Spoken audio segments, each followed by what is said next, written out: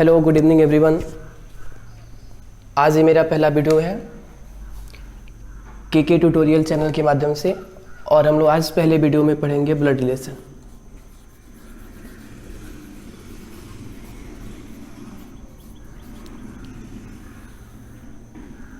इस चैप्टर को पढ़ने से पहले मैं आपको बता दूं कि ऐसे कोई विद्यार्थी जो मेरे चैनल को सब्सक्राइब नहीं किए हैं वो पहले मेरे चैनल को सब्सक्राइब कर लें, कि यहाँ से जो कुछ भी आपको वीडियो के थ्रू बताया जाए या आगे आने वाले दिन में लाइव क्लासेस भी होंगे तो आप उसका लाभ आसानी से उठा सकें।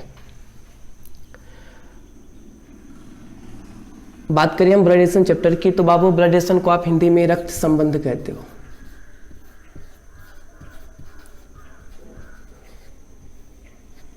और ब्लड रिलेशन आपका एक ऐसा चैप्टर है जो पूरे बैंकिंग, एसएससी, रेलवे या जितने भी कॉम्पिटिटिव एग्जामिनेशन होते हैं, 2 number, 3 number, 4 number, 5 number, 6 number, ऐसे क्वेश्चन इस चैप्टर के थ्रू आते हैं। इस पूरे चैप्टर को आप 3 सेक्शन में बांटते हो, या आप इसे ऐसे कह लो कि पूरे ब्लड रिलेशन के क्वेश्चन जो आते हैं वो 3 टाइप्स के होते हैं। First one is puzzle type, second one is coding type,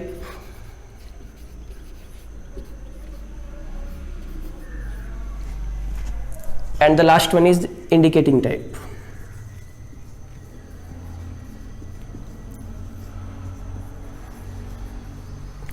पूरे ब्लड रिलेशन चैप्टर को आप 3 सेक्शन में बांटोगे। First one is puzzle, second one is coding and the last one is indicating.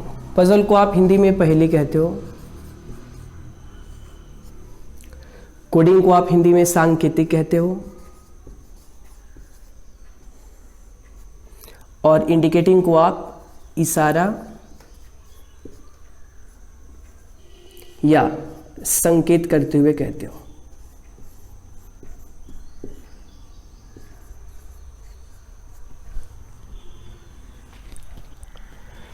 Puzzle type, coding type और indicating type, इन तीनों section को पढ़ने के बाद ये चैप्टर आपका कंप्लीट होगा।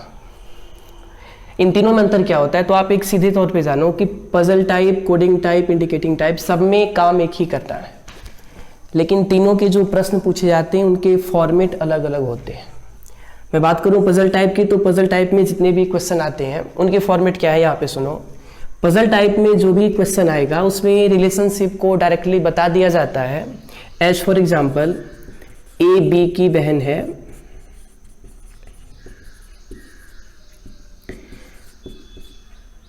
बी सी की मां है,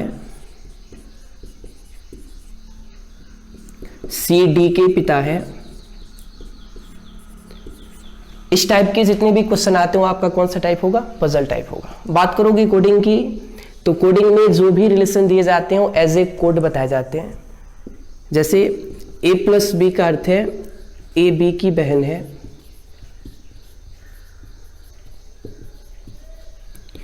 ए माइनस बी का अर्थ है ए बी का भाई है, ए क्रॉस बी का अर्थ है ए बी की पत्नी है।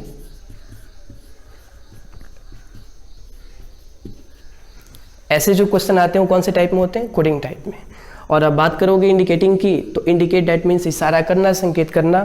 और यहाँ पर जितने भी क्वेश्चन आते हैं उनके जो फॉर्मेट हैं उसमें आपसे क्वेश्चन पूछा जाता है कि पार्क में एक औरत की ओर इशारा करते हुए रमेश ने कहा, या एक लड़की के चित्र की ओर इशारा करते हुए सोहन ने कहा। ऐसे जो क्वेश्चन आते हैं वो कौन से टाइप के होते हैं, इंडिकेटिंग टाइप के। पूरे ब्लड रिलेशन चैप्टर में आपको यही तीनों टाइप आते हैं, पहला पजल टाइप, दूसरा कोडिंग टाइप, तीसरा इंडिकेटिंग टाइप। इन तीनों टाइप के क्वेश्चन को सॉल्व करने से पहले जो इस चैप्टर का बेसिक कंसेप्ट है उसे हमें जानना है, क्योंकि विदाउट बेसिक कंसेप्ट आप इसके क्वेश्चन को सॉल्व नहीं कर सकते हो। तो चलते हैं कंसेप्ट की ओर। और सबसे पहली बात, यहाँ पे कंसेप्ट की हम बात करें तो पूरे ब्लड रिलेशन के चैप्टर में आपको 2 बातें जाननी है कि हमें मेल और फीमेल को दिखाना है।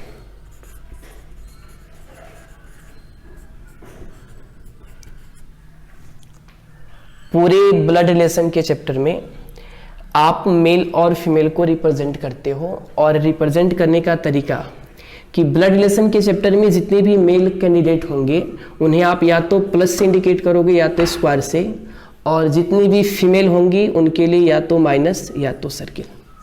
फिर से एक बार सुनो, पूरे ब्लड रिलेशन के चैप्टर में जितने भी पुरुष जाति के लोग होंगे, मेल कैंडिडेट होंगे, उनको आप या तो प्लस से दिखाओगे या तो स्क्वायर से, और जितनी भी फीमेल होंगी उनके लिए या तो माइनस या तो सर्किल।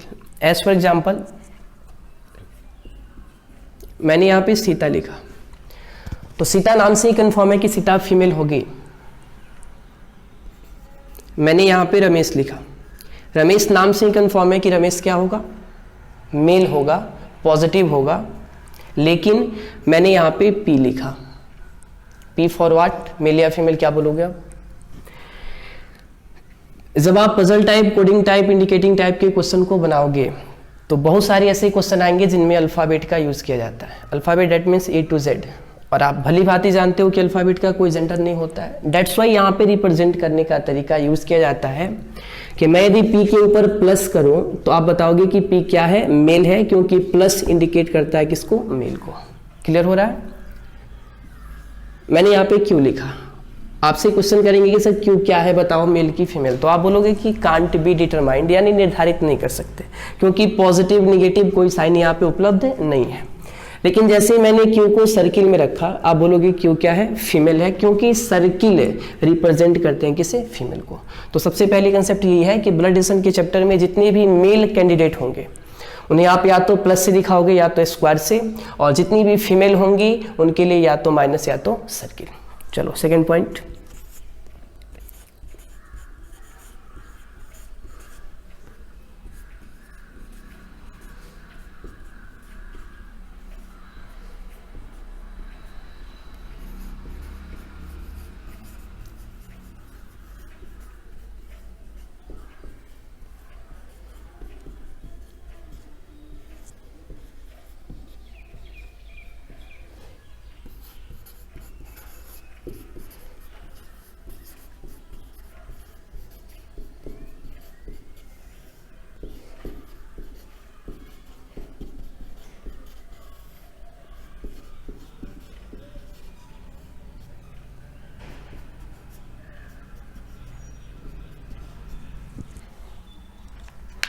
इसे मिटाते हैं।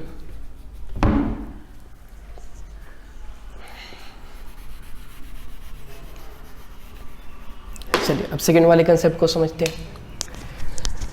सेकेंड वाले कंसेप्ट में यहाँ पे मैंने 3 बातें लिखा है। पहला only son, only daughter and only child. In Hindi इकलौता पुत्र, इकलौती पुत्री और इकलौता या इकलौती संतान। जब आप इन तीनों टाइप के क्वेश्चन को सॉल्व करोगे तो मेनली ऐसे शब्द आपके क्वेश्चन में मिलते हैं कि रमेश अपने पिता का इकलौता पुत्र है। तो मुझे बताना है कि इकलौता पुत्र का मीनिंग क्या होता है, या सीता अपने पिता की इकलौती पुत्री है तो हमें बताना है कि इकलौती पुत्री का मीनिंग क्या है, या रमेश अपने पिता का इकलौता संतान है। तो इकलौता संतान अलग होता है, इकलौता पुत्र अलग होता है, इकलौती पुत्री अलग होती है। देखो इसमें अंतर क्या है। मैं एक छोटा सा एग्जाम्पल लेता हूं कि मैं अपने पिता का इकलौता पुत्र हूं। तो यदि मैं अपने पिता का इकलौता पुत्र हूं तो इस स्टेटमेंट के थ्रू आप मेरे बारे में क्या जान पाए? आपको इस स्टेटमेंट के थ्रू एक ही चीज पता चला कि यदि मैं अपने पिता का इकलौता पुत्र हूं यानी मेरा और कोई दूसरा भाई नहीं है। बहनें हो सकती हैं। फिर से एक बार समझो, यदि कोई लड़का कहता है कि मैं अपने पिता का इकलौता पुत्र हूं, दैट मीन्स उस लड़के का कोई और भाई नहीं है, बहनें हो सकती हैं। तो इनको आप ग्राफिकल मेथड से कैसे दिखाओगे? तो जहां पर इकलौते पुत्र की बात होगी वहां पर उस परिवार में लड़कों की संख्या 1, बहनें यानी लड़कियां कितनी होंगी? तो इन्फिनिटिव। इनको आप डिटरमाइन नहीं करते हो। फिर से समझो, ओनली सन यानी इकलौता पुत्र, मैं अपने पिता का इकलौता पुत्र हूं। यदि आप कहते हो कि मैं अपने पिता का इकलौता पुत्र हूं तो इस स्टेटमेंट के थ्रू आप अपने बारे में एक ही चीज क्लियर करते हो कि आपका कोई और भाई नहीं है, बहनें हो सकती हैं। दैट मीन्स उस परिवार में लड़कों की संख्या 1, लड़कियां कितनी? तो इन्फिनिटिव। 1 भी हो सकती हैं, 2 भी हो सकती हैं, 3 भी हो सकती हैं, यानी आप इनफाइनाइट तक जाओगे। सेम लॉजिक यहां पे लगाओ कि यदि सुनीता अपने पिता की इकलौती पुत्री है, ध्यान से समझना, सुनीता अपने पिता की इकलौती पुत्री है, तो यदि सुनीता अपने पिता की इकलौती पुत्री है तो सुनीता की कोई बहनें नहीं होंगी, यानी उस परिवार में लड़कियों की संख्या 1। सुनीता अपने पिता की इकलौती पुत्री है, तो यदि सुनीता अपने पिता की इकलौती पुत्री है, यानी इस स्टेटमेंट के थ्रू आपने सुनीता के बारे में एक ही चीज कंफर्म किया कि सुनीता की और कोई बहनें नहीं है, लेकिन भाई हो सकते हैं। कितने? तो इनफाइनाइट।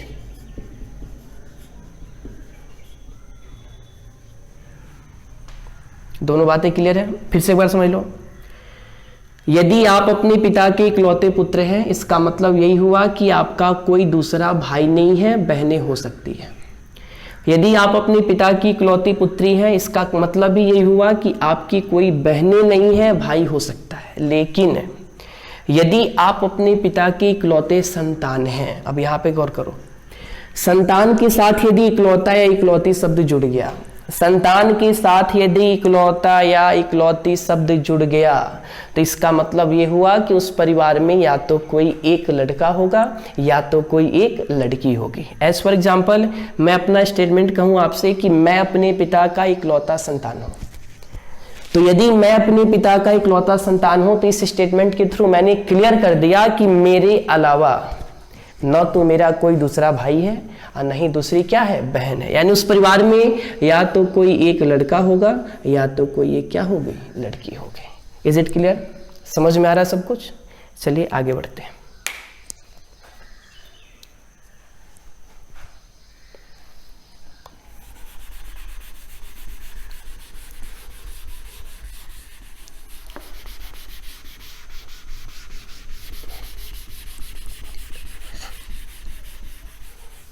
थर्ड वाले कंसेप्ट की बात करें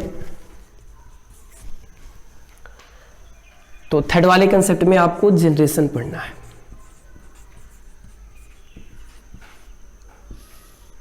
क्या पढ़ना है? जनरेशन। जनरेशन दैट मीन्स पीढ़ी।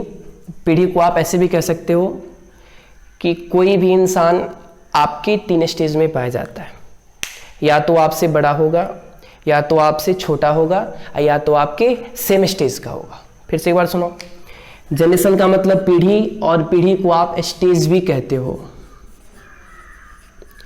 स्टेज दैट मीन्स या तो आप मुझसे बड़े होगे, या तो आप मुझसे छोटे होगे, या तो आप मेरे समान होगे।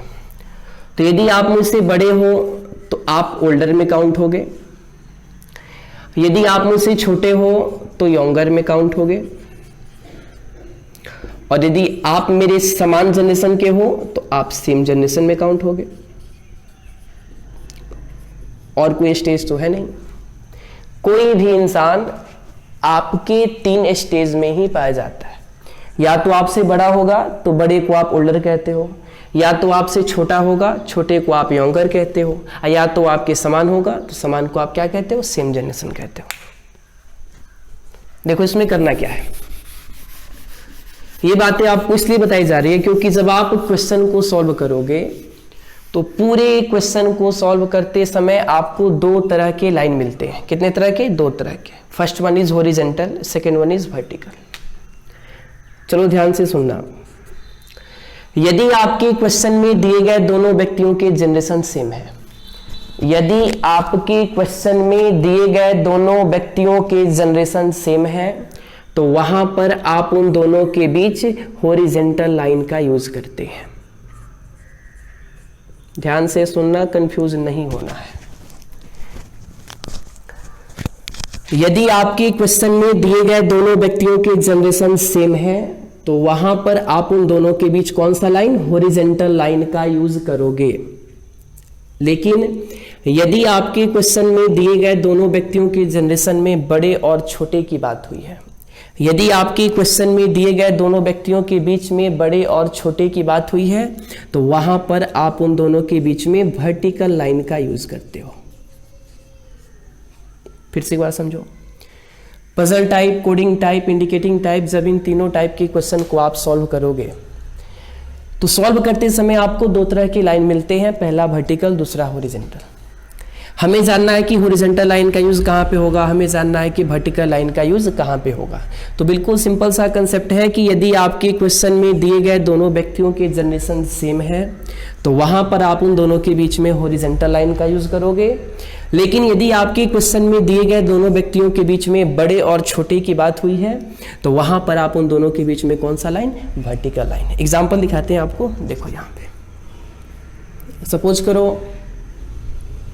कि ये आप हो, मैं यदि अपनी बात करूं तो मैं पॉजिटिव,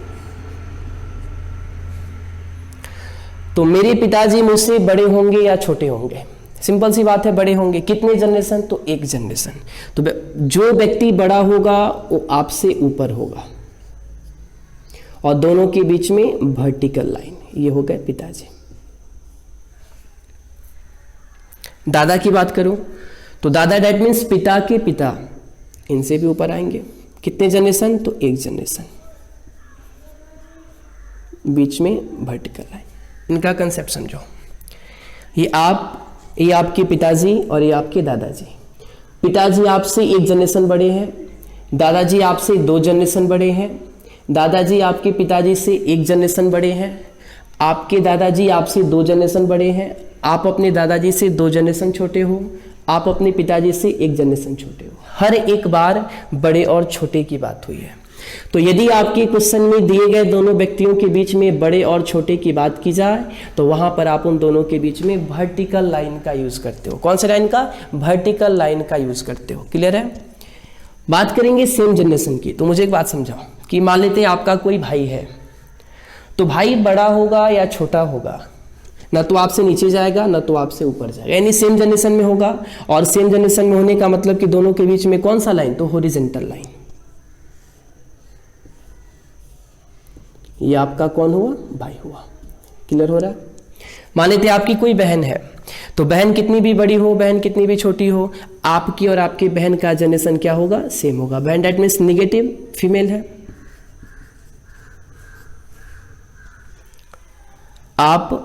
आपके पिताजी, आपके दादाजी, आपके पिताजी आपसे 1 जनरेशन बड़े हैं, यानी दोनों के बीच में एक वर्टिकल लाइन। पिताजी बड़े हैं तो ऊपर, आप छोटे हैं तो नीचे।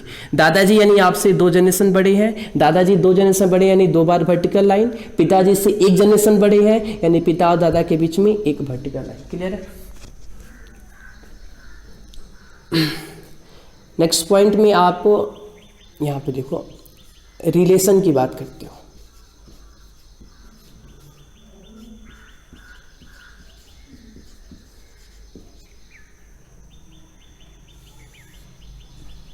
जनरेशन में कोई दिक्कत, हमें 2 ही चीज़ जानना है कि कहाँ पे आप हॉरिजॉन्टल लाइन का यूज़ करोगे और कहाँ पर आप वर्टिकल लाइन का यूज़ करोगे। तो बिल्कुल सिंपल सा कंसेप्ट है कि यदि आपके क्वेश्चन में दिए गए दोनों व्यक्तियों की जनरेशन सेम है तो वहाँ पर आप उन दोनों के बीच में हॉरिजॉन्टल लाइन, और यदि आपके क्वेश्चन में दिए गए दोनों व्यक्तियों के बीच में बड़े और छोटे की बात हुई है तो वहाँ पर आप उन दोनों के बीच में वर्टिकल लाइन।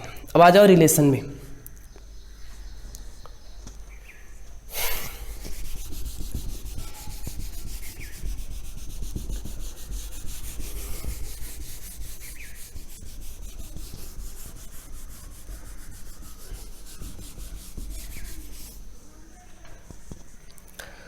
पूरे ब्लड रिलेशन के चैप्टर में 3 रिलेशन आपको पढ़ने को मिलेंगे। अब आप पूछोगे सर कि 3 ही रिलेशन थोड़ी ना होते, तो बाबू जितने भी रिलेशन होंगे वो इन तीनों से ही बन के जाते हैं। मैं आपको दिखाता हूँ, देखो। First one is brother and sister,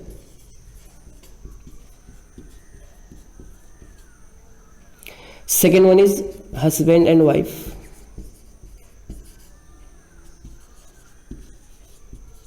and the last one is father and mother.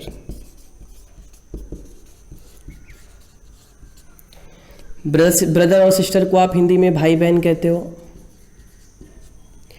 Husband wife को आप क्या कहते हो, पति और पत्नी। और फादर मदर को क्या कहते हो, पिता और माता। हमें रिलेशन में आपको यही समझा देना है कि भाई और बहन के संबंध को कैसे ग्राफिकल मेथड से रिप्रेजेंट करते हैं, पति और पत्नी की रिलेशनशिप को कैसे दिखाते हैं, और माता और पिता की रिलेशनशिप को कैसे दिखाते हैं। तो देखो यहाँ पे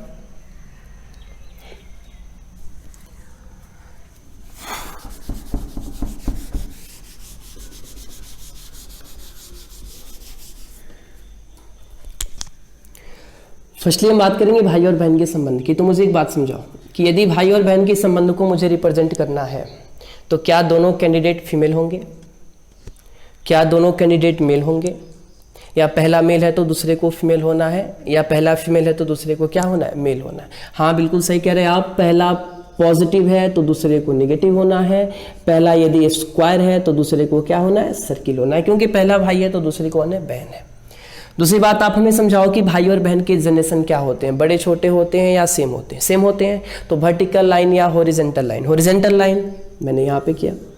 लेकिन यहाँ पे एक एडिशनल बातें जाननी होगी कि जहाँ कहीं भी आपके क्वेश्चन में भाई और बहन के संबंध को दिखाने की बात की जाए, जहाँ कहीं भी आपके क्वेश्चन में भाई और बहन के संबंध को दिखाने की बात की जाए तो वहाँ पर आप उन दोनों के बीच में हॉरिजॉन्टल लाइन का यूज तो करोगे ही, सिंगल एरो भी देना है। वह एरो आप चाहो तो लेफ्ट में दो और आप चाहो तो राइट में दो। फिर से एक बार सुनो, भाई और बहन के रिलेशनशिप को रिप्रेजेंट करने का तरीका कि आप उनके बीच में हॉरिजॉन्टल लाइन और सिंगल एरो का यूज करते हो, हॉरिजॉन्टल लाइन और सिंगल एरो का यूज करते हो। पति और पत्नी, हस्बैंड और वाइफ, पहला पॉजिटिव तो दूसरा नेगेटिव, पहला स्क्वायर तो दूसरा सर्किल। क्लियर है मैंने क्यों लिखा? हस्बैंड पॉजिटिव है तो वाइफ को नेगेटिव होना है, हस्बैंड स्क्वायर है तो वाइफ को क्या होना है, सर्किल होना है। आप बताओ इनके जनरेशन क्या होते हैं, बड़े छोटे होंगे या सेम होंगे? बिल्कुल सेम होंगे। हॉरिजॉन्टल लाइन या वर्टिकल लाइन, हॉरिजॉन्टल लाइन। लेकिन जैसे आपको बताया गया कि भाई और बहन के संबंध को रिप्रेजेंट करने का तरीका कि उनके बीच में हॉरिजॉन्टल लाइन और सिंगल एरो होना चाहिए। आप उस एरो को आप लेफ्ट में दे सकते हो, आप चाहो तो राइट में दे सकते हो। लेकिन जब आप हस्बैंड और वाइफ के रिलेशनशिप की बात करते हो तो हस्बैंड और वाइफ के रिलेशनशिप को रिप्रेजेंट करने का तरीका कि आप उनके बीच में हॉरिजॉन्टल लाइन तो दोगे ही, डबल एरो का यूज करना है। कौन से एरो का? डबल एरो का। यानी हॉरिजॉन्टल लाइन और सिंगल एरो रिप्रेजेंट करते हैं भाई और बहन के संबंध को, हॉरिजॉन्टल लाइन और डबल एरो रिप्रेजेंट करते हैं पति और पत्नी के संबंध को। अंतर क्लियर है? एग्जाम्पल देखो,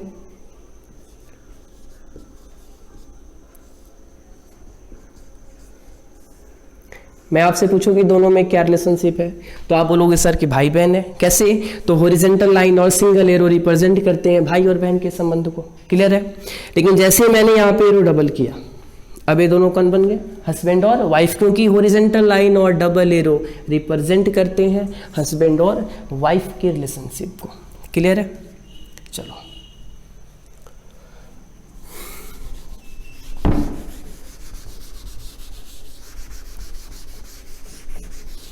आगे बढ़ते हैं, बात करेंगे फादर और मदर की। आप बताओ कि माता और पिता आप कब कहलाते हो? जब आपका कोई संतान होता है। संतान डेट मीन्स वो लड़का भी हो सकता है, लड़की भी हो सकती है। सही कह रहे हो? देखो सपोज करो ये मैं हूं, तो मेरे पिता मुझसे एक जनरेशन बड़े होंगे। क्लियर है? बड़े हैं तो बीच में वर्टिकल लाइन, ये भी क्लियर। मैंने बताया पहले कि बड़े हैं तो वर्टिकल लाइन, समान है तो हॉरिजॉन्टल लाइन। लेकिन आप यहां पे एक बात जानो कि जहां कहीं भी वर्टिकल लाइन का यूज ग्राफ में करते हो तो जो एरो होगा वो हमेशा नीचे की तरफ, इसको हमेशा याद कर लेना। वर्टिकल लाइन का यूज जहां कहीं भी आप अपने ग्राफ में करोगे, एरो को हमेशा नीचे की तरफ करना है। ऐसा क्यों? तो बाबू जो जिसका प्रोडक्ट होगा उसके तरफ इशारा करते हो। यानी पिताजी के प्रोडक्ट आप हैं, पिताजी के प्रोडक्ट आप हैं। यदि मैं इनसे आगे चलूं तो ये रहे दादा, और दादा के प्रोडक्ट कौन होते हैं? पिताजी होते हैं। देखो एरो की तरह पिताजी की तरफ। क्लियर है? जहां कहीं भी वर्टिकल लाइन का यूज आप अपने ग्राफ में करोगे, एरो हमेशा डाउन टुवर्ड्स अर्थ यानी नीचे की तरफ, क्योंकि वो प्रोडक्ट को दिखाते हैं कि दादाजी का प्रोडक्ट कौन है? पिताजी। पिताजी के प्रोडक्ट कौन है? आप हैं। तो मैंने यहाँ पे संतान की बात की, तो संतान का ग्राफ कैसे बनता है देखो। जब आप माता और पिता की बात करोगे तो ये मैं हूं और ये मेरे कौन है? पिता है। पिता की पत्नी मेरी कौन होती है? माताजी होती है। बाबू माताजी मेरी है, माताजी मेरी है, वो पापा की कौन है? पत्नी है। तो पापा की पत्नी यानी डेट मीन्स ये दोनों आपस में कौन है? हस्बैंड और वाइफ। तो हस्बैंड और वाइफ की रिलेशनशिप को आप कैसे दिखाते हो? तो हॉरिजॉन्टल लाइन और डबल एरो, हॉरिजॉन्टल लाइन और डबल एरो। क्लियर है? ये आप हो गए, ये पिताजी हो गए। पिताजी की पत्नी आपकी कौन होती है? माताजी। माताजी आपकी है। माताजी किसकी है? आपकी है। ये पिता की कौन है? ये पिता की कौन है? वाइफ है।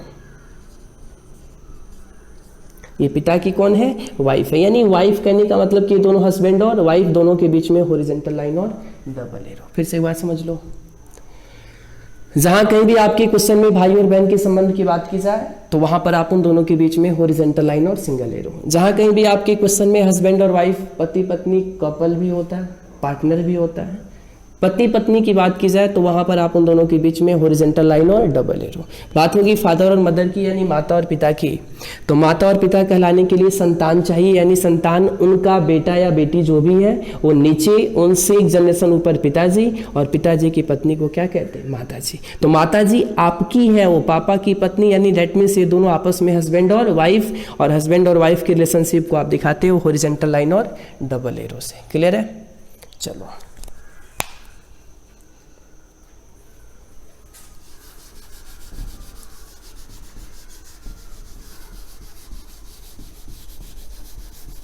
रिलेशन को जानने के बाद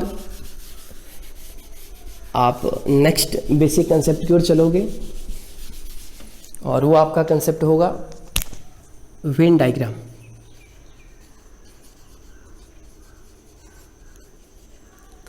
वेन डायग्राम को आप फैमिली चार्ट भी कहते हो। वेन डायग्राम को आप फैमिली चार्ट भी कहते हो। आप पूछोगे सर कि वेन डायग्राम क्या है? तो देखो, सबसे पहले आपको बता दें कि यदि आपने वेन डायग्राम को अच्छे से समझ लिया तो गारंटी है कि पूरे ब्लड रिलेशन के चैप्टर में आपसे ऐसा कोई भी क्वेश्चन नहीं आएगा जो ना बने, बशर्ते कि आपको वेन डायग्राम बनाने या समझने पड़ेंगे, तब जाके वो क्वेश्चन सॉल्व होगा। चलो स्टार्ट करते हैं, कैसे बनाते हैं देखो, ध्यान से देखना। सबसे पहले अपने आप को स्टेबल कर दो कहीं,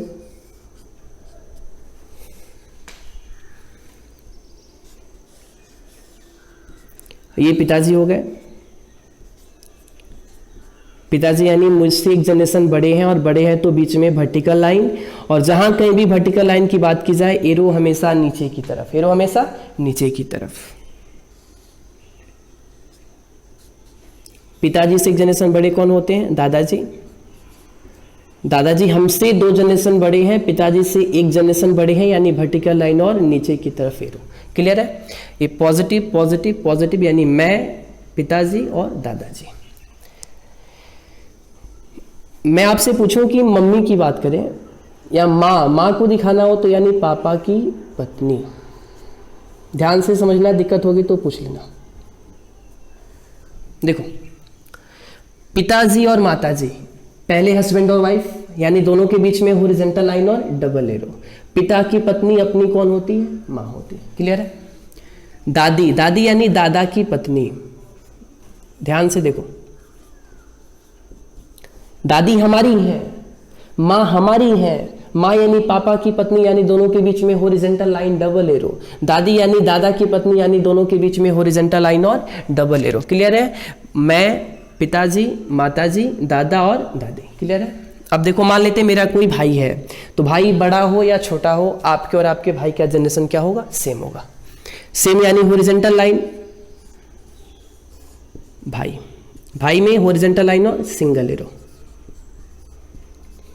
मान लीजिए मेरी कोई बहन है, तो बहन कितनी भी बड़ी हो, बहन कितनी भी छोटी हो, आपके और आपके बहन का जनरेशन क्या होगा? सेम होगा, यानी हॉरिजॉन्टल लाइन और सिंगल एरो। यहां तक कोई दिक्कत? कोई दिक्कत? चलिए, सब कुछ क्लियर है? आगे बढ़ते हैं। देखो ग्राफ को कैसे बढ़ाते हैं। सपोज करो कि मम्मी की कोई बहन है, तो मम्मी की बहन यानी बहन और भाई के संबंध में हॉरिजॉन्टल लाइन और सिंगल एरो। बहन यानी निगेटिव, लेकिन जो मम्मी की बहन होगी वो अपनी कौन होगी? मौसी। बाबू मौसी हमारी है। माँ और मौसी आपस में कौन होती है? बहनें होती हैं, यानी भाई और बहन में हॉरिजॉन्टल लाइन और सिंगल एरो। क्लियर है? आगे बढ़ो। सपोज करो कि मौसी के कोई भाई हैं, तो जो व्यक्ति मौसी के भाई होंगे वो माँ के भी भाई हुए, और माँ के भाई यानी अपने कौन? मामा। तो मामा हमारे हैं, मौसी और मामा आपस में कौन होते हैं? भाई बहन। यानी भाई और बहन की रिलेशनशिप को दिखाने का तरीका कि दोनों के बीच में हॉरिजॉन्टल लाइन और सिंगल एरो, हॉरिजॉन्टल लाइन और सिंगल एरो। क्लियर है? चलो माँ, मौसी या मामा, यदि मैं इन तीनों को भाई बहन माना तो तीनों के पिता सेम होंगे, या मम्मी के पिता कह लो, या मौसी के पिता कह लो, या मामा के पिता कह लो, तीनों तीन लोग होंगे या कोई एक होगा, एक ही होगा। तो यदि मैं माँ के पिता की बात करूं, मौसी के पिता की बात करूं, मामा के पिता की बात करूं, तो मामा के जो पिताजी होंगे वो मामा से एक जनरेशन बड़े होंगे, बड़े यानी वर्टिकल लाइन एरो नीचे की तरफ, और ये अपने कौन होंगे, नाना होंगे। बात आ रही समझ में? मम्मी के पिताजी नाना होते, मौसी के पिताजी नाना होते, मामा के पिताजी नाना होते, तो तीनों तीन व्यक्ति होंगे या अकेले कोई एक होगा, एक ही होगा। और नाना यानी मामा के पिता, मामा से एक जनरेशन बड़े यानी बीच में वर्टिकल लाइन और नीचे की तरफ एरो, वर्टिकल लाइन और नीचे की तरफ एरो, ये कौन हो गए, नाना। इनकी पत्नी अपनी कौन, नानी। इनकी पत्नी अपनी कौन, नानी। नानी डेट मीन्स ये दोनों आपस में हस्बैंड और वाइफ, दोनों के बीच में हॉरिजॉन्टल लाइन और डबल एरो, हॉरिजॉन्टल लाइन और डबल एरो। क्लियर है? चलो, मान लो मामा की शादी हो गई है, इनका कोई लड़का है, तो मामा का लड़का मामा से एक जनरेशन नीचे। कोई लड़की है, कोई लड़की है, देखो यहां पे दिक्कत हो रहा है, यहां पे देखो, यहां पे मामा की शादी होगी तो मामी होंगी, यहां पे मिस्टेक हुआ था। मामा की शादी होगी तो मामी आएंगे, मामी डेट मीन्स मामी हमारी है, मामी हमारी है, मामा की पत्नी, यानी ये दोनों आपस में हस्बैंड और वाइफ, दोनों के बीच में हॉरिजॉन्टल लाइन और डबल एरो, हॉरिजॉन्टल लाइन और डबल एरो। मामा का कोई लड़का, मामा का कोई लड़का यानी मामा से एक जनरेशन नीचे, मामी की कोई लड़की यानी मामी से एक जनरेशन नीचे, और ये दोनों आपस में कौन होते हैं, भाई और बहन। ध्यान से समझ लो, मामा की शादी हुई तो मामा की शादी हुई तो मामी आएंगी, मामी हमारी हैं, वो मामा की वाइफ है, यानी दोनों के बीच में हॉरिजॉन्टल लाइन और डबल एरो। इनके जो संतान होंगे वो आपस में कौन होंगे, भाई बहन। लेकिन आप एक बात यहाँ पे कंफर्म कर लो कि ऐसा नहीं है कि बेटा होगा तो पापा के ही नीचे दिखाएंगे, ऐसा कुछ नहीं है, आप इनको मम्मी के नीचे भी दिखा सकते हो। ये दोनों आपस में कौन हो गए, भाई बहन, यानी हॉरिजॉन्टल लाइन और सिंगल एरो। अब इधर आ जाओ, सपोज करो पिताजी की कोई बहन है, तो पिताजी की बहन अपनी कौन होती है, बुआ, जिनको आप पैटर्नल आंटी कहते हो। पिताजी की बहन यानी अपनी बुआ, बुआ हमारी है, वो पापा की बहन, यानी दोनों के बीच में हॉरिजॉन्टल लाइन और सिंगल एरो, हॉरिजॉन्टल लाइन और सिंगल एरो। सपोज करो कि बुआ के कोई भाई हैं, तो जो बुआ के भाई होंगे वही पिताजी के भी भाई हुए, और पिता के भाई यानी अपने कौन, चाचा। चाचा हमारे हैं, बुआ और चाचा आपस में कौन होते हैं, भाई बहन। और भाई बहन के रिलेशनशिप को दिखाने का तरीका कि दोनों के बीच में हॉरिजॉन्टल लाइन और सिंगल एरो, हॉरिजॉन्टल लाइन और सिंगल एरो। क्लियर हो रहा है सब कुछ? चलो, मान लो चाचा की शादी हो गई है, तो चाचा की शादी हो गई है तो चाची भी होंगी। तो बाबू चाची हमारी है, वो चाचा की कौन होती है, पत्नी होती है, और चाचा की पत्नी डेट मीन्स ये दोनों आपस में हस्बैंड और वाइफ, दोनों के बीच में हॉरिजॉन्टल लाइन और सिंगल एरो, हॉरिजॉन्टल लाइन और सिंगल एरो। चाची के पिता, चाची के पिता चाची से बड़े होंगे या छोटे होंगे, बड़े होंगे, बड़े यानी दोनों के बीच में वर्टिकल लाइन और एरो नीचे की तरफ।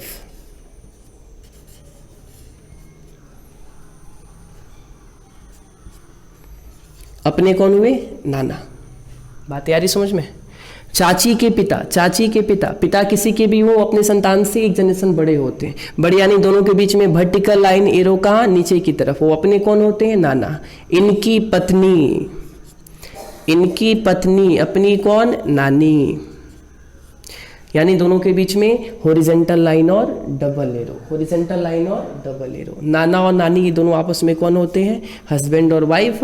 दैट्स वाई आप इनको रिप्रेजेंट करोगे हॉरिजॉन्टल लाइन और डबल एरो से। इधर आ जाओ नीचे, मान लो कि चाचा की कोई लड़की है, तो चाचा की लड़की यानी चाचा से एक जनरेशन नीचे, लड़का है तो चाची से एक जनरेशन नीचे। बातें आ रही समझ में? ये दोनों संतान आपस में क्या हो गए, भाई बहन। यहां तक सब कुछ क्लियर है? यदि कुछ बातें समझ में नहीं आती हो तो कमेंट सेक्शन में ये जरूर बताना कि कहाँ पे परेशानी हो रही है, उसको दूर किया जाएगा। अब देखो, कोई आपसे पूछेगा कि आपका और इस बहन का क्या रिलेशन है, कोई आपसे पूछेगा कि आपके भाई का और इस भाई का क्या रिलेशन है, कोई आपसे पूछेगा कि आपका और इस बहन का क्या रिलेशन है, कोई पूछेगा कि आपकी बहन का और इस बहन का क्या रिलेशन है, आपका इस भाई से क्या रिलेशन है, आपके भाई का इस भाई से क्या रिलेशन है। तो एक चीज़ आपको बताते हैं, कुछ ट्विस्ट है, इसे आप जानो, नहीं जानोगे तो आगे कठिनाई होंगी। करना क्या है कि आप एक बात अपने दिमाग में याद रखना कि अपने पेरेंट्स के ब्लड को छोड़कर, पेरेंट्स का ब्लड यानी अपना भाई अपनी बहन, सहोदर भाई सहोदर बहन, अपना भाई अपनी बहन, इनको काउंट नहीं करना है। अपने पेरेंट्स के ब्लड को छोड़कर जितने भी सेम जनरेशन में रिश्ते बनते हैं, अपने पेरेंट्स के ब्लड को छोड़कर जितने भी सेम जनरेशन में रिश्ते बनते हैं, अब बड़े छोटे की बातें नहीं हो रही है, सेम जनरेशन में आपके जनरेशन के, अपने पेरेंट्स के ब्लड को छोड़कर जितने भी सेम जनरेशन में रिश्ते बनते हैं, मेल होगा तब भी फीमेल होगी तब भी, दोनों के लिए आप कजन वर्ड का यूज करते हो। कौन से वर्ड का? कजन वर्ड का। याद रखना कि कजन के साथ ब्रदर और सिस्टर का यूज नहीं होता है। फिर से एक बार सुनो, अपने पेरेंट्स के ब्लड को छोड़कर जितने भी सेम जनरेशन में रिश्ते बनते हैं, मेल होगा तब भी फीमेल होगी तब भी, दोनों के लिए आप कौन सा वर्ड यूज करोगे? कजन। एग्जाम्पल देखो, एज फॉर एग्जाम्पल चचेरा भाई,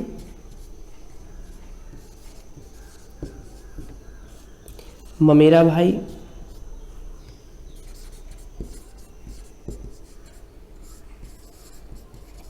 मौसेरा भाई, फुफेरा भाई, या चचेरी बहन, फुफेरी बहन, ममेरी बहन या मौसेरी बहन।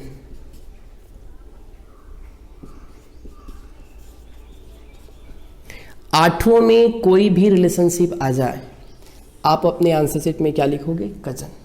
सिंपल सा लॉजिक है कि अपने पेरेंट्स के ब्लड को छोड़कर जितने भी सेम जनरेशन में रिश्ते बनते हैं, मेल होगा तब भी और फीमेल होगी तब भी, दोनों के लिए आप कौन सा वर्ड यूज करते हो? कजन का। क्लियर है सब कुछ? इसे नोट कर लो।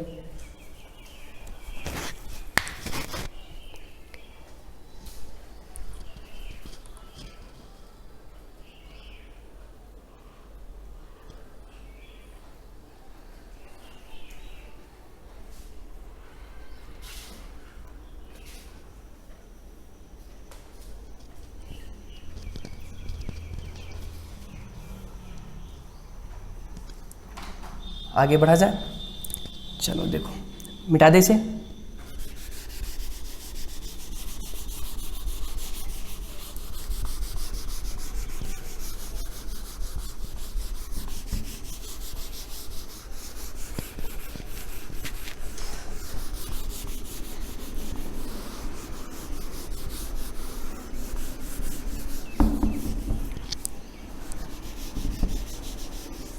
नेक्स्ट पॉइंट की बात करें तो नेक्स्ट वाले पॉइंट में आपको दो चीज़ बताना है।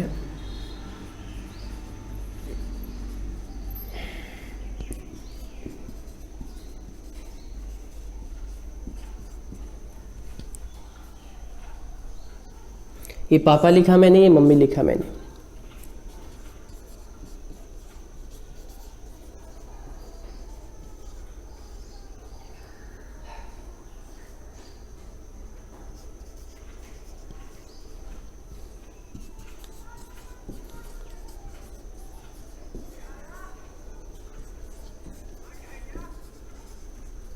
देखो, पापा से पैटर्नल वर्ड आते हैं, मम्मी से मैटरनल आते हैं। पैटर्नल को आप हिंदी में पितृवंश कहते हो,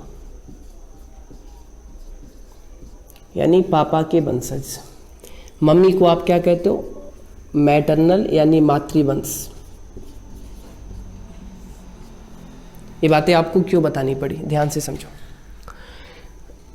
अब यहाँ पे लॉजिक है कि पिताजी के द्वारा बनने वाले जितने भी संबंध होंगे, जब तक आप सिंगल होते हो, जब तक आप अनमैरिड होते हो तब तक हमारे दो ही रिलेटिव आते हैं, एक जो पापा के थ्रू बने होते हैं, दूसरा जो मम्मी के थ्रू बने होते हैं। जब तक हम और आप सिंगल होते हैं बाबू, दो ही रिलेशनशिप होते हैं, या तो जो पिताजी बनाते हैं, दूसरा जो मम्मी बनाती है। तो मुझे उन्हें कहना क्या है, मुझे उनके नाम कैसे देने हैं, तो यहाँ पे सिंपल सा लॉजिक है कि पी से पापा, पी से पैटर्नल, एम से मम्मी और एम से मैटर्नल। यहाँ पे कंसेप्ट क्या है, लॉजिक क्या है, तो पिताजी के द्वारा बनने वाले जितने भी संबंध होते हैं, पिताजी के द्वारा बनने वाले जितने भी संबंध होते हैं, यदि वह मेल है तो आप उसे पैटर्नल अंकल कहते हो, यदि वह मेल कैंडिडेट है तो आप उसे पैटर्नल अंकल कहते हो, यदि वह फीमेल होगी तो paternal aunty. As for example,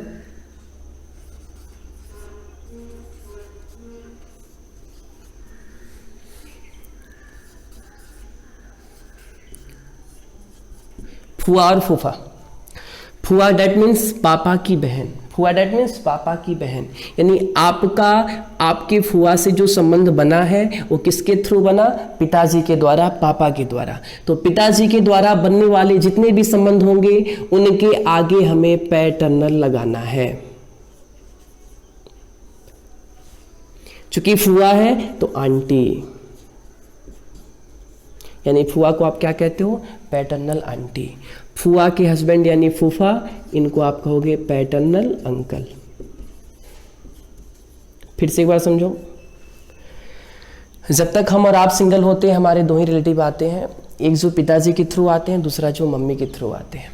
तो पिताजी के द्वारा बनने वाले जितने भी संबंध होंगे, यदि वह पुरुष है तो आप उसे पैटर्नल अंकल कहोगे, यदि वह महिला है तो आप उसे पैटर्नल आंटी कहोगे। एज फॉर एग्जाम्पल, मैंने फुआ की बात करी, बुआ की बात करी, तो फुआ दैट मीन्स पापा की बहन। आपके और आपके फुआ के बीच में जो संबंध बना वो किसके माध्यम से बना, तो पापा के माध्यम से। और पिताजी के माध्यम से जितने भी संबंध बनेंगे उनके आगे क्या लगेगा, पैटर्नल, यानी फुआ को आप पैटर्नल आंटी कहोगे और फूफा को आप क्या कहोगे, पैटर्नल अंकल। क्लियर है? अब नीचे आओ। सेम लॉजिक यहाँ पे होगा कि मम्मी के थ्रू जितने भी रिलेशनशिप बनते हैं सबके आगे हमें क्या लगाना है, मैटर्नल। एज फॉर एग्जाम्पल, मैं यदि मामा की बात करूँ, मामी की बात करूँ, तो आपके और आपके मामा के बीच में जो संबंध बने हैं वो किसके थ्रू बने हैं, तो मम्मी के द्वारा। तो मम्मी के द्वारा बनने वाले जितने भी संबंध होंगे, यदि वह पुरुष है तो आप उनको मैटर्नल अंकल कहोगे, और यदि वो महिला है तो क्या होगी, मैटर्नल आंटी। क्लियर है? क्लियर है?